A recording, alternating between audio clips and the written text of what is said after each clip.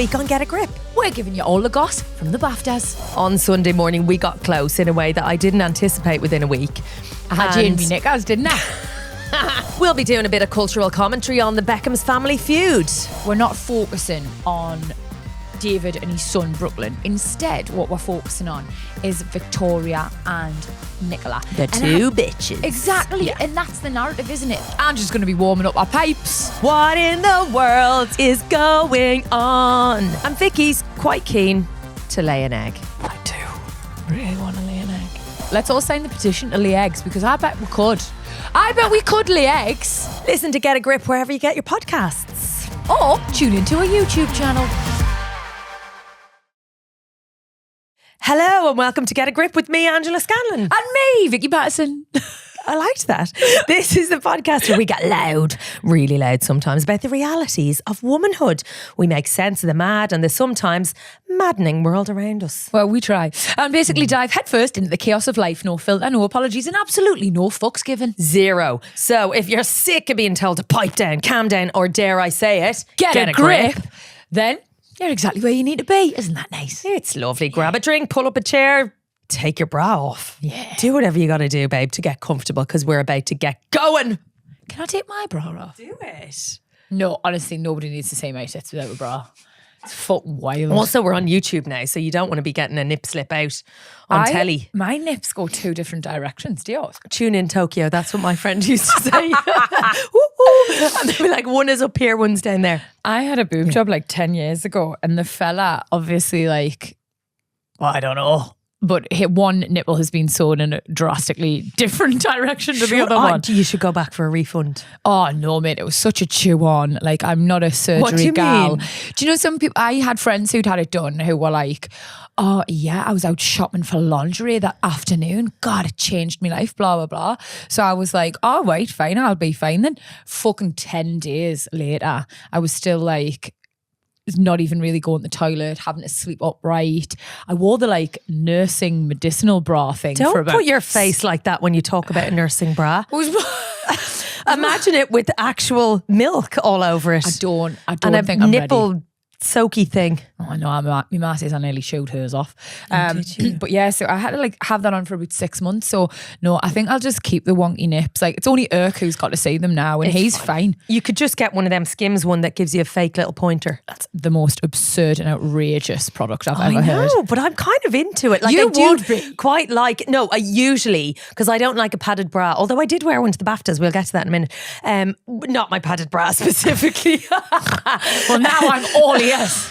It was a Wonder Bra, the one that goes down to there, so that you can casually wear a low cut thing without your ditties hanging out. Oh, nice. It's quite good actually. But we've had a busy week, haven't we, since we kicked off? We're on a billboard. I know.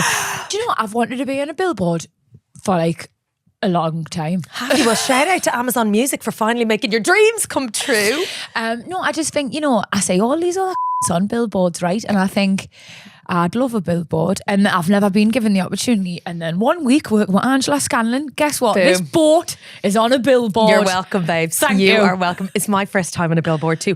I got overexcited. We were trying to do a little selfie video because the billboard changes, right? Which you don't see in social media. You just think we're there for a week. But there's a lot of we were there for 10 seconds, I'd say. And then it revolves. So, you get multiple moments if you hang around. But I had the phone on, we were ready, we had a plan where we were going to just tilt up as soon as our faces appeared. So I had pressed record, there was a build up, there was an anticipation. Oh yeah, there's the Birkenstocks, okay, we're coming soon now, any minute. The McVitie's, okay, it's us next, we're definitely coming next. They've got some budget, that biscuit, haven't they? The biscuits showed up a lot. And then so I'm recording, it's all going very well. Boom, up comes Get a Grip, and then I panic and press stop on the record thing. So I stop. I'm like, something has to happen. I stop pressing record, and then I tilt up, and I saw just a little whisper of rage in your face that was like, are you fucking kidding me? You'd one job. You'd one goddamn job. To be fair, and rage is definitely in my wheelhouse, but I can't remember being even the slightest bit mad. Okay, I thought it was a flicker, and I was here for it because you're projecting. I might be projecting. I'm quite hard on myself. You'll know when I'm mad, mate. This is what I'm also learning, is there's a directness to your communications that I struggle with. I tend to be more passive aggressive. Passive aggressive. I was going to say just passive, but yeah, you're probably right. No. But everyone's got different skills. Yeah. I have a lack of skills, it has to be said, in that department. Communication, oddly, given my job. But we're working on it, okay? I think you're just too nice. Like, that's not a bad thing. That's not the truth. I think you're projecting. I've had a really... Are you sick of me yet? Because I feel like we've seen each other quite a lot. We spent all Sunday together also. We did. It was BAFTA day. So after our little billboard moment, we BAFTA'd. And so we were staying in the same hotel. But at one point on Sunday morning, we got close in a way that I didn't anticipate within a week. I had you in me knickers, didn't I? And got in me knickers after a week. It's not the fastest. No. I had to borrow VP's knickers. They were fresh, I should say. Yeah, I hadn't worn them. I feel like that's a real point I want to make. Yeah. But yeah, so thank you. I want to say, I hope you are welcome, because I had to go commando because of that. I know. Everyone was talking about day. it. It was gorgeous though. What, the dress? Yeah. Vivian Westwood wedding dress dyed into like a buttercup yellow. It was like a Disney princess. I know, right? And in my head, I was thinking, oh, people are going to love this. Right. Because I was thinking, every time, I can't believe I'm about to make this comparison, but every time Princess Kate, I think, as in Middleton. Go on. I've gone there. But like every time she... You do look a bit like her, you know. No, do you think? Yeah. I got Council Estate Katy Perry once off Keith Lemon, but I've never had Princess who's Kate. also known as Lee Francis. He really gets annoyed when you don't acknowledge that he's a human and not a character, which is fair enough. 10 years after the fact, but go on. Lee Francis. Yeah. But at the time he was Keith Lemon. Okay, fine. He was in character.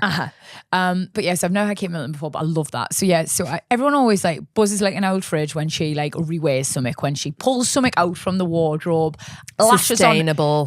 Lashes on a pair of black gloves and calls it a new outfit, right? Yeah. And like I actually get excited when she does it as well, because I'm like, oh, they're just like us. So I thought, listen, I'm gonna rewear my wedding dress, I'm gonna dye it, and I'm going to get column inches. I'm going to get praise. I am a fucking green queen. And then Stacey Solomon did it as well, and no one's talking about me. Oh, rage. No, I mean... So what, hers did not look like a wedding dress. I know, but she was like, I just dyed mine, which again, like only 75 quid that cost, you know. To dye it? Yes.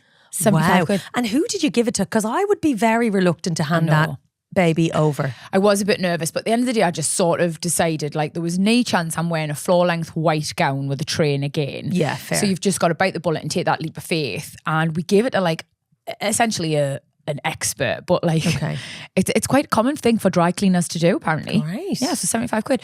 But Stacey really customised hers. She'd added little shorts, she took away bits, and I do think it was... Babes, I loved your Beauty and the Beast moment. I went in drag meanwhile. I went full away from the Disney princess, and I just thought like full RuPaul. You know, I kind of feel like these moments, what are they for if you're not going to like wear a pair of knickers and pretend you're, I don't know who I was pretending to be, frankly, but I kind of was into it. And then I got a moment of Catholic shame at one point. Like, you know, when you're in the room getting ready and you think, yeah, this is like, I am doing this for my 4 sisters. No, I have 3 sisters, but I meant like 4 fathers, but I changed it. Should have been mothers, not sisters. Anyway, but like that, it was a kind of, you know, healing moment for my ancestral line is kind of what I thought. I know exactly what you're saying. The women who have been shamed, I'm going to wear a pair of knickers on the BAFTAs red carpet. And then... Abortion for everybody! Exactly. But then I got a ladder in my tights and thought I really need to go home before anyone sees this. Do you know, I think it's I looked slutty. You did not look slutty. You were so chic.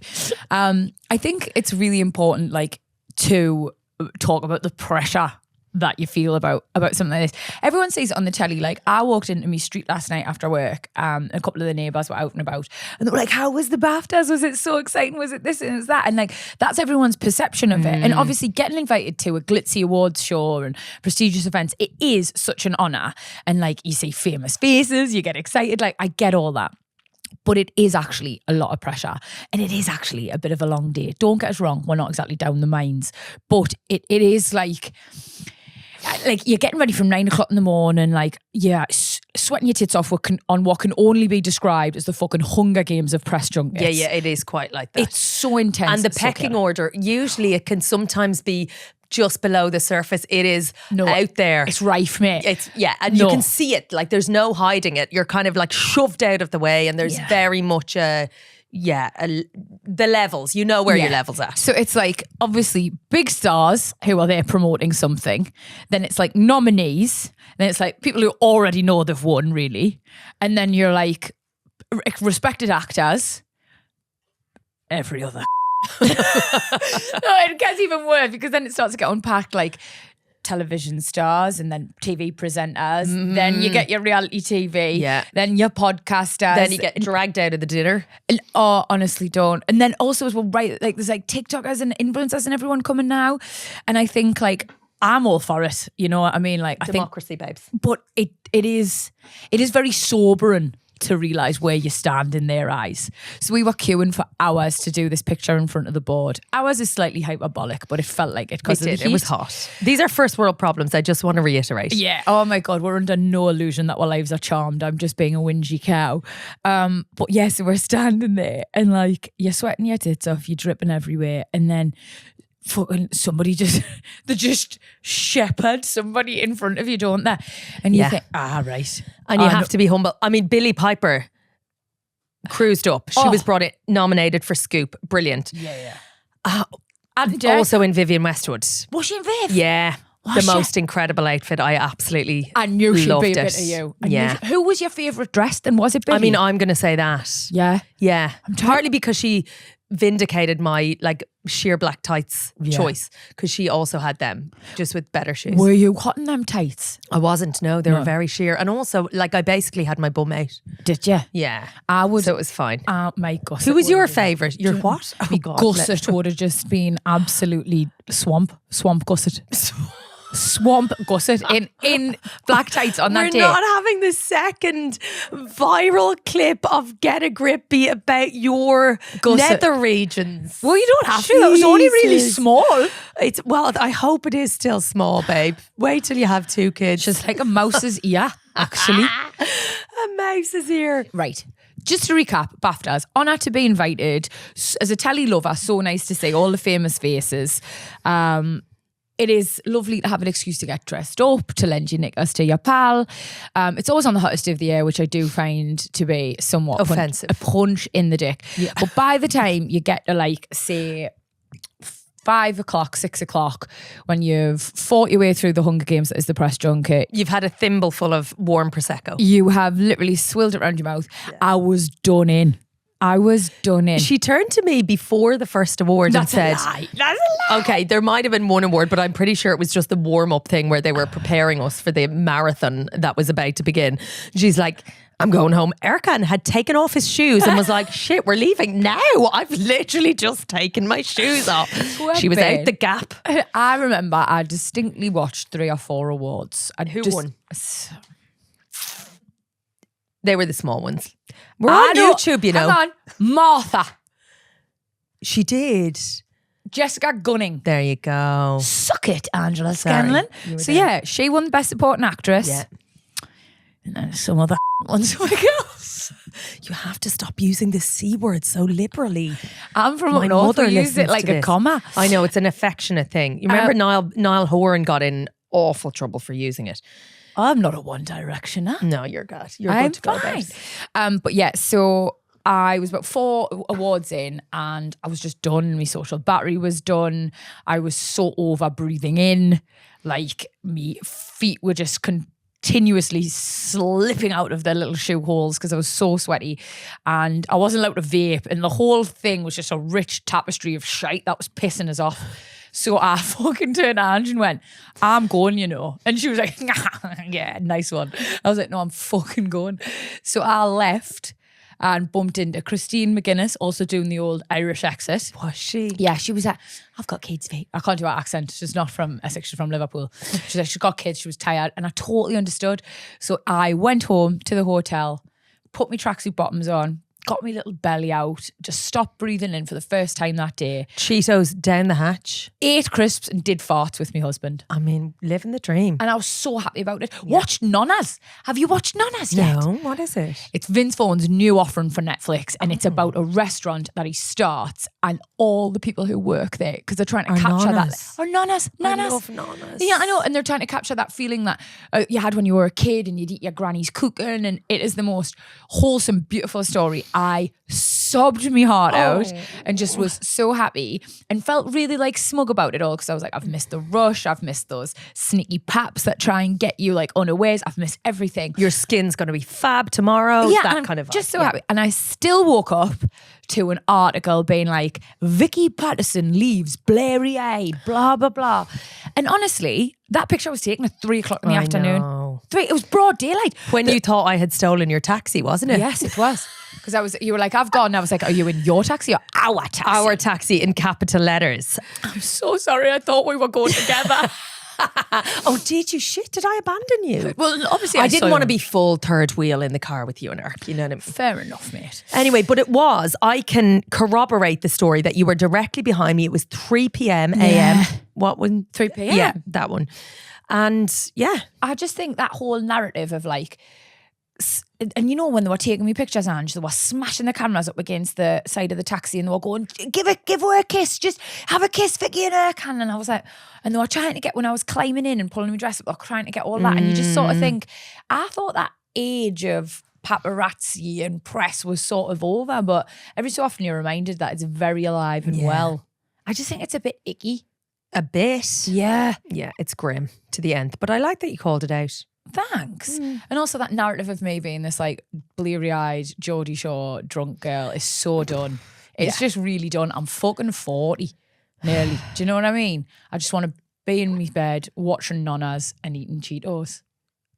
That is the dream. It is the dream. Yeah, it is. It is the dream as an old lady. Yeah. No, but honestly, it was so nice to be invited. It was fabulous, but we're never going back. Oh, I don't think they'll have us if they hear this. So. Until we're nominated. Can you get nominated for a podcast? No. Oh. But we did, I mean, we make telly. This is not our only thing. That's right. Know? I do. I make telly. Fucking hell. We make telly. You know, that's the gig. Yeah, fine. Right, gagglers, we want you all to get in touch about anything at all. And I mean, literally, we're open season, aren't we here? Yeah, absolutely. Anything you might have spotted, if you want to join in the chat, or if you think we're chatting absolute shite, just let us know. I don't know if I want to know. Oh, we do. I mean, I think I know already. We do. Self-awareness is a beautiful thing. So you can email us at hello@getagriplove.com. Insta is getagriplove. And the WhatsApp is 07457 411 037. After the break, we're finding out what in the world is going on. And I've got to tell you about Naga Munchetty's new book. And we'll be delving in tenderly to the Beckham's family feud that is still raging on, isn't it? Oh, yeah. I think it's just getting started, if you ask me. Welcome back. So now it's time for us to gossip. I love gossip. About what's going on, when and with who. This is the part of the podcast that we call What in the World. Now, I feel funny about gossip. Do you? Well, I think vibrationally it's not good for your like aura, chakras and that. All that. So like we can just talk about, you know, maybe it's like cultural commentary. Yeah, that feels like. Do you want to call it cultural commentary? Cultural commentary. You have never sounded more like a wanker. Honestly, we're only getting started, babe. I love gossip. Everybody loves gossip, and anyone who says they don't love gossip is a fucking liar. Do you think so? Yeah, but I just think you got to be careful that it doesn't become your entire currency. Yeah, identity. Well, no, like I just think the way the world's going at the minute with the internet and the the mags and all the rest of it, like it's just our version of curtain twitching where mums did it before us, but you were just interested in what Deborah down the road was doing. Okay, that now I feel it, that feels wholesome when you put it like that. Exactly. Like as humans, we are like tuned, we're deep wired to be curious, to want to know what people are up to compare, to contrast, to all these things. And I'm pretty sure she is giving us the definition of cultural commentary. Well, I'm just going to call it gossip because I'm not a knob, right? But I am into it. Okay, let's go. So, I have to be honest now. Like the Beckhams. Go on. What is your honest take on them? Because I love them. And I don't think that will surprise anybody. So I don't have like a huge back kind of... You don't have big feelings? I don't have massive feelings. Fair enough. Like I did watch a little bit of their Netflix thingy, and I think she's astonishingly brilliant from a brand perspective. Yes. Like the line that sticks out to me that always has when somebody asked her when she was at the beginning stages of the Spice Girls, like what do you want to be? Who do you want to be? And she was like, I want to be as famous as Daz. Is that what you said? Yeah. Which to me was such an astute, like way before her time kind of read on essentially saying. She's like, I want to be mass popular. I want to be a brand. A brand. Before that was really a thing. Yeah. And so I think she is the brains behind the operation. I think she is, just brilliantly astute and formidable in many ways. And I kind of look at them like a business. I don't know that I necessarily am invested in the family. The love story. Yeah. So it's brand Beckham, isn't it? And you hear that a lot. But for me, I'm really naive. And even though I'm in the industry, loads and loads and loads of rungs down the ladder. But I feel like I just absolutely believe it all. Okay. Like I believe they love each other. I believe their family is great. I believe they're really family orientated. I believe their marriage has worked because they fundamentally really care about each other and all the rest of it. And call us naive, which many people do, but I do just love them. And I'm really upset about this rumblings of a family feud because I believe that's true as well.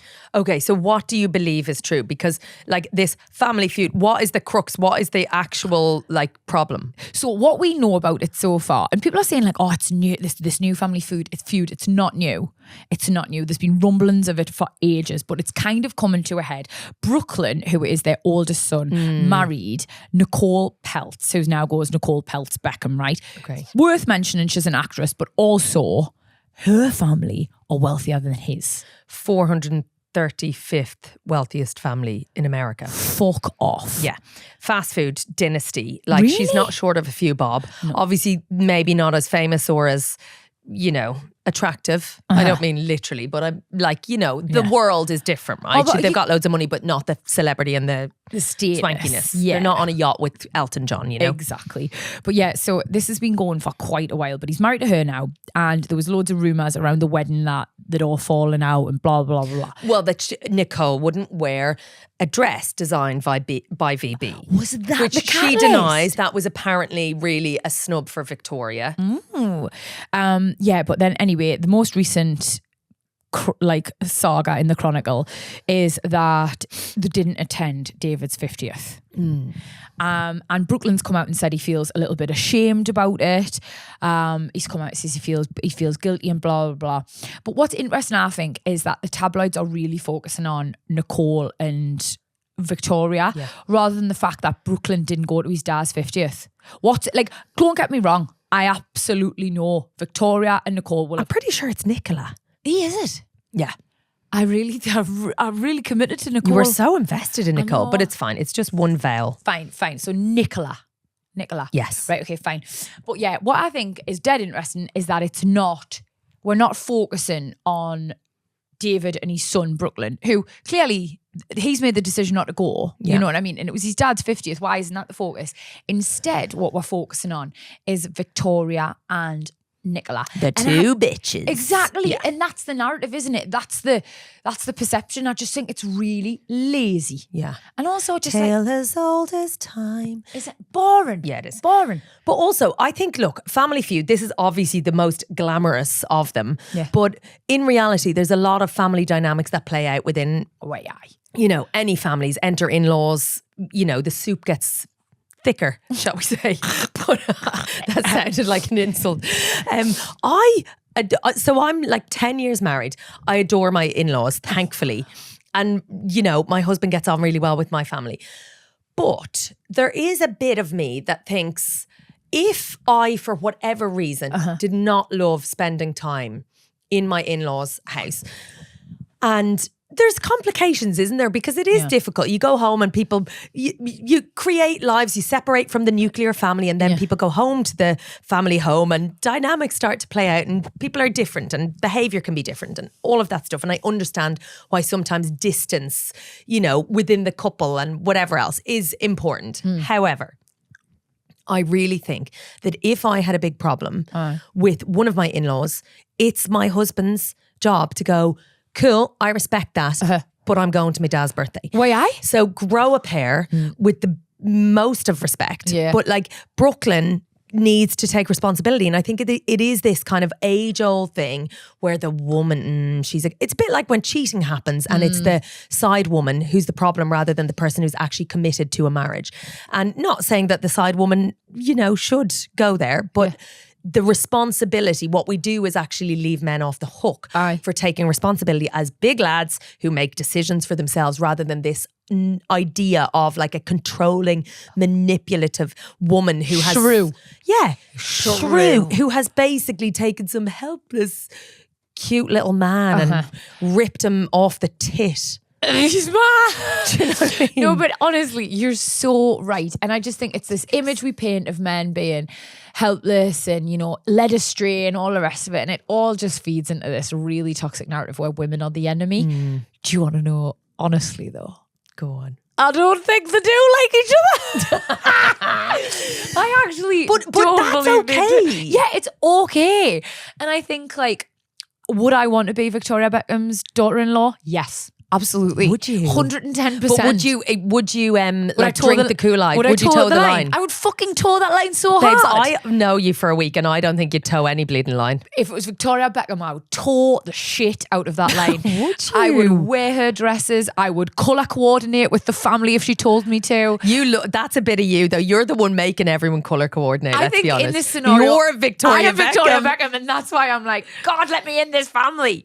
And I appreciate for her, she's curated this brand. And I have to say, this picture, I once met her at a shop. Did you? I did. So good? It was, she stood in that exact pose. Yeah, that's her pose though. That's her signature. Yeah, but you can see David has to maneuver his hand around her. Everyone slots around. And I imagine if you're trying to make your own way, you're kind of going, babe, I'm sorry, there's a new chick in town.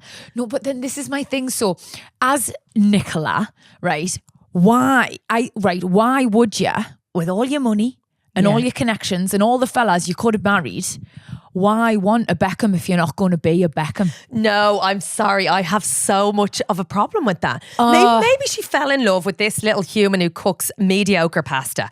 And she's like, do you know what? That sounds really lovable. He's a cute lad, right? So she has the money. She's not, maybe she is a little dazzled and seduced by the Daz glamour. The Daz life. Exactly.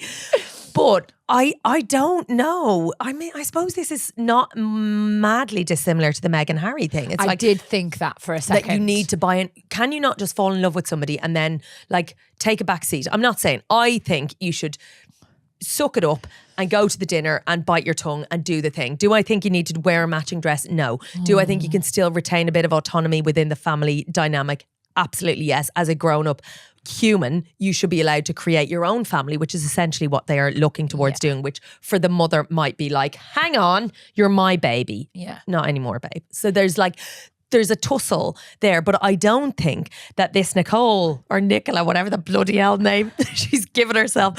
We've given her. I think she's steadfastly been Nicola, but I just fucking rebranded her. I think Nicole is good for her, but I think I don't know that you have to eat the entire apple. So obviously we're approaching it from different standpoints, and that's fine. But I don't know. I think you touched on something really insightful there, and that was mothers and their sons, mate. Because it's really different. Mothers and their sons is really different. And I always wanted to believe, as a woman who does see kids in her future, that I'd be this really measured, really mindful. A mother approaches me at the school gates, and I'm like, Archie bit Albert? No. Oh my God, let's talk about this. Like, I'm so sorry. Like, he probably, let's unpack it. Since I got the dogs, right? And there's the only point of reference I have, so I hope I'm not offending anyone. You do often make, draw lines between the dogs and I the children. swear to God, to me, they're my children. I may as well have gave birth to them, right? But since I got them, I've understood that I will in fact not be that measured mother. I will be the woman at the prison gates screaming, he's fucking innocent, when he's got 3 women in his freezer. That's who I'll be. And I know that's who I'm going to be now. I've seen my future. So like tiger mother. Yeah, it's not cute. So like there is such a huge part of me that understands that Victoria has raised these boys and has potentially, I'm really making like a generalization here, but potentially has a bit of a strong bond, a mother and son unhealthy attachment. And Nicola's come in with our own wealth and our own life and our own ideas and all guns blazing, and there might be some tension is all I'm saying. But also I wonder if whether as a family with money and influence, you see it with very wealthy families, how the kids are under the wing in a way that's different to most normal adult relationships where you have your parents, you grow up, you go out into the world. Yeah. Whereas as soon as there's like a link to a big fat endless pot of cash, you are more obedient to the parents than you would be as a grown child. Got to get in the boat and row. Literally get in the boat, and someone else will row, obviously, if you're the Beckhams.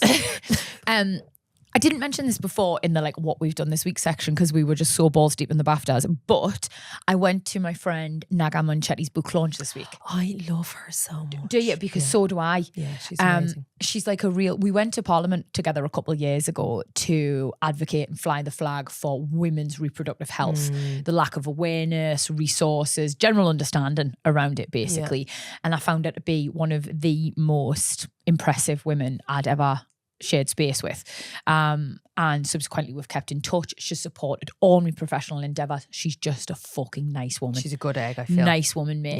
Yeah. And she's very smart, very just brilliant. Anyway, she's got a new book, right? Yes, and it is about her experiences with adenomyosis. So for anyone who doesn't know, isn't afflicted, it is because I had to look this up. I'll be honest. Do you know what, mate? As someone who's got PMDD, like you can't possibly. I also had to look that up because of you. I was like, what is? Because there's a kind of we just don't talk about these things as much, and that's okay that you had to go and look it up, Ange. But like, let me just tell you a little bit about my experiences with doctors. Like, I've had to explain it to GPs. Yeah. That's not okay. Do you know what I mean? But as a woman who isn't affected, that's absolutely fine. Like, that is why I always champion more of these conversations so people are just aware. But she's got adenomyosis, which is a condition where the cells that normally line the inside of the uterus grow into the muscle layer. And it's really painful. Yeah. It can cause like heavy bleeding. It's almost like, Naga described it to me like almost like lesions on your like reproductive organs. But she's spoken about the horrendous pain of it, that it would keep her awake at night, that she would lie on the bed, on the floor in like purposefully uncomfortable positions to take away from the discomfort and the pain she felt in her actual stomach. Yeah. And that she would have to set an alarm in the middle of the night to wake up to change her period products, that the bleed was so heavy she would have to bring spare pants, spare trousers to work, this kind of, and for I want to say like 23 years she was undiagnosed, so, or it was undiagnosed. That's what I was just going to say. She'd suffered with it since she was 15 years old. Wild. I know. And like, sadly, as harrowing as Naga's story is, it's not specific to her. And not unusual. Exactly.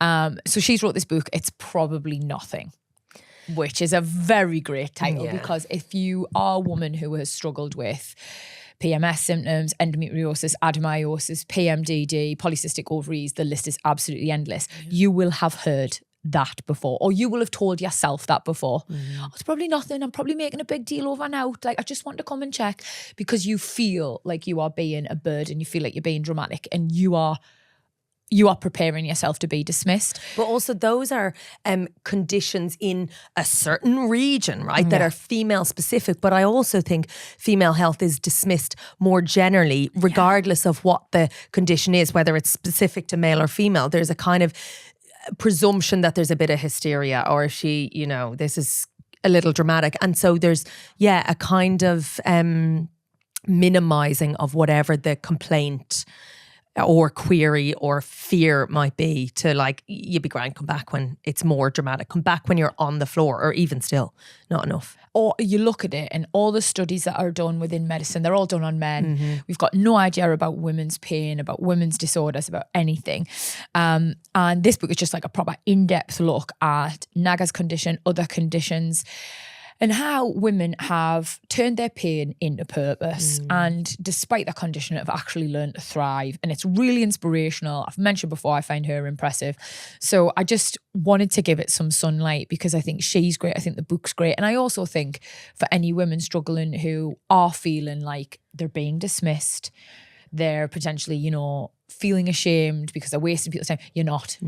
You are dealing with something that is difficult and hard and painful. And on top of everything else we've got to fucking deal with, you know, the emotional load, the job, the children, the dogs, so whatever it is we're dealing with. To have this on top, I just think it is overwhelming. And she refers to it as medical misogyny. And I do think regardless of the condition, like I say, whether it's a female specific thing, I remember as like in my late teens, early 20s. So I've spoken about having had an eating disorder for many years.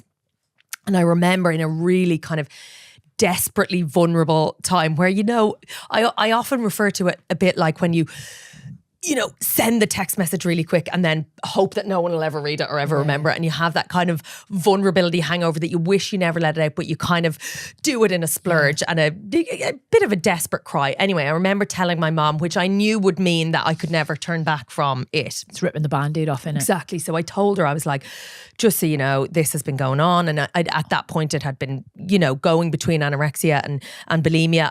There may have been suspicions, but it was so foreign to my mom that she actually didn't really recognize anything that was going on. Anyway, she took me to the local GP. Brilliant. A lovely guy who I had gone to since I was a kid. So he knew me, he knew the family. He had, you know, helped in many situations and I felt really comfortable to speak to him. But this was huge. Like I was now a young woman. This was like I knew that it was not how I wanted to live my life and I was in quite a bleak place. And I remember sitting down and I don't know, because I don't want to out myself as a prehistoric fuck again, but you know, I remember... We're all friends. Like I wasn't Googling my symptoms, like that wasn't a thing. Yeah. But I remember being aware that this is much more than me going, I don't want to eat toast. Like it was, I knew that it was coming from a much deeper place and it wasn't really about food at all. And I went and I sat in front of him and he said, oh, the girls are worried about their weight. He said, do you know what you need to do now? Cut out carbs. It's the only thing that works. So no beans, no toast, no this. And I remember this knot in my stomach where I just thought, oh my God, this is what, you know, in that moment where you're revealing everything and hoping that somebody can help you, that it's kind of like, you're grand. Just stop eating carbs, babe. And I thought, fuck. And so I left. And thankfully there were interventions after that. But I remember having this moment of, wow, that's what you're met. And people may have been in a worse position and closer to being hospitalized, at being in a much more vulnerable position. And for that to be the thing you build up to and someone to go, are you grand? It's a little girl thing and you'll grow out of it, which was essentially it. And I think people will have it whether they've given birth. And women have instincts, I think, really strong instincts where they can't always put their finger on what it is that's wrong. They might not be able to articulate it. They may feel intimidated in the GP room. And I know Naga has said that in one of the chapters, she literally talks about writing down the things so that when you go into the GP, you're like, this is happening. I need to be taken seriously. Yeah. And sometimes there is that fear that when you go in, you'll be reduced to like a little girl. Trust your instincts, I think, is really key for women. I know. And like, first of all, so sorry about that you went through that. But I think, do you know what's scary is when I spoke to a specialist about, I'd spent years trying to get a diagnosis, about 5 years. And I remember going in and I was like, you're the first person who's ever listened to us, you know? And she was like, we actually recommend women bring their partner with them. bring their husband, bring their fella, bring whatever to advocate on their behalf because they're more likely to be listened to. And I was like, so bleak, actually. Isn't that awful? Yeah. And Naga's right. The other sort of thing people recommend is you to keep a feelings journal or a symptoms journal or whatever it is. Yeah. So when you go in, you're not frazzled. You can communicate properly because honestly, you just feel so exhausted and like you feel frazzled and stressed, and emotional. And the minute you get emotional, you feel like you've lost. Yeah. Don't you? Yeah. Well, it's hysterical. You've been... here she goes. Yeah. So no, I think... But I do think we also, as little girls all the way through, we're being told to don't be so dramatic, you know? And so to go into the professional with your dramatic little concerns, you're kind of... I think, there's a tendency to minimize ourselves, what we're going through. And that's the title, isn't it? She's doing that with kids. Yeah. The fuck am I to be giving out about it? Or who they've got a big job and she seems fine with it, you know, and we kind of do underestimate the impact. And I think that idea of keeping a journal and go, oh no, this is actually, because my period takes me by surprise every month. It's been coming every month, pretty much at the same time for quite a while now. But yet, it comes around and I think, oh shit, this old chestnut really threw me off. I love it for like 10 days before my period where I'm like, absolutely ravenous, can't be filled, will cry at the drop of the hat. I'm exhausted beyond compare, like literally on the verge of narcolepsy, could fall asleep anywhere. Questioning life choices. Absolutely. Just the mere sound of Erkan breathing is enough to make me want to fucking punch him in the throat. I have a friend who I text allergic to every so often and she's like, I hear you. It's like, it's just one word and we both know exactly what the conversation is and you know that it will pass. You hope that it will pass. You really hope it will pass. I'll go through all of that and then I'll get there and then my period will come and I'll be like, surprise! Hello, darkness, my old friend. But no, we don't talk about it enough. We don't build enough of a community. And I just think it is a real shame. Because when you suffer in silence, like you perpetuate this cycle of getting on with it, shouldering it, you know, all the rest of it. And I think it's a shame. If anything, we need to be loud, proud, unapologetically talking about periods, reproductive health, all of this sort of thing. And just get a grip with our real journeys. I tried to shoehorn get a grip in. I liked it. Did you? Yeah. Sometimes I'm guilty of this myself. Like when I saw those videos initially going around, I was like, babe, we don't need to be talking about it out in the open, do we? What periods? Do you think? Because in my head, I'm thinking, like my visual mind goes straight to the actual, you know, the actuality of it. And I'm like, I don't know that any of us needed to think about that for breakfast, but actually. Do you think that's your upbringing? You think I'm a like prudish Catholic who can't really... I agree. Yeah. I was like, wow, we've really descended into a space that I'm not comfortable in, and I don't like what you're implying. But no, do you think? Because maybe and it wasn't even the Catholic thing. Jesus Christ, it was. I grew up in a house where you know how some people grow up in naked houses. Yeah, your dad, sorry, my dad's just getting out the bath. Like it was not our house. We did not have a naked house either. Yeah, no. Also, the communication was not open in our house, and I remember getting my period and being really scared and not really understanding what was going on. Because fucking let's have it right. Anything you get in school is all just so basic and just shite.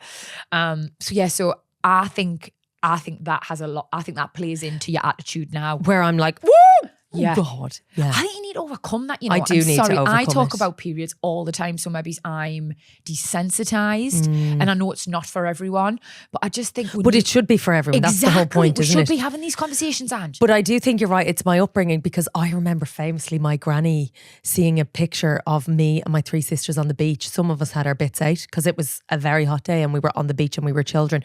And she scraped them out with a pen. So that nobody would see our foofs.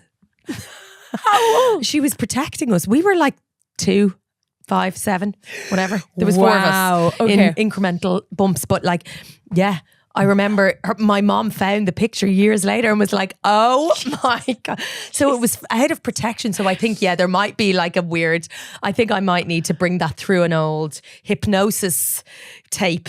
No, honestly, spend some time with me, mate. You'll be talking about everything. Fine. But it's dead common. My sister still calls it your lady days. Your lady Lady days. But I mean, you're anything but a lady, let's be honest. I turn into a feral tiger.